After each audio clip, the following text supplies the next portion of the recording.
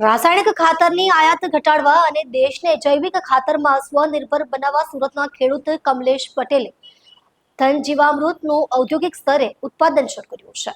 તેઓ દરરોજ 40,000 કિલો ધન જીવામૃત અને 1,000 લીટર જીવામૃત તૈયાર કરે છે। આ વર્ષે 1 લાખ બેગ બનાવવાનું લક્ષ્યાંક છે। 6 રૂપિયા પ્રતિ કિલો ઘન જીવામૃત અને 5 રૂપિયા પ્રતિ લીટર જીવામૃત વેચાય છે।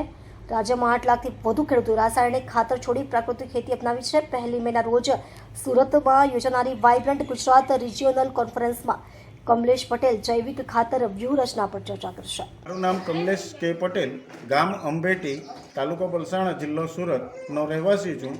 મેં 2016થી પ્રાકૃતિક કૃષિની શરૂઆત કરી છે અને પ્રાકૃતિક કૃષિની શરૂઆત કર્યા પછી મારું જે ઉત્પાદન મારા મિત્ર વર્ગોએ જોયું તો એમણે કહ્યું કે ભાઈ આ ખેતી અમે કરવા તૈયાર છીએ, પણ આ ઇનપુટ જે અમને તૈયાર મળે તો અમે આ ખેતી અપનાવી શકીએ એમ છે। તો મેં 2017માં ઘન જીવામૃત બનાવવા માટેની શરૂઆત કરી હતી।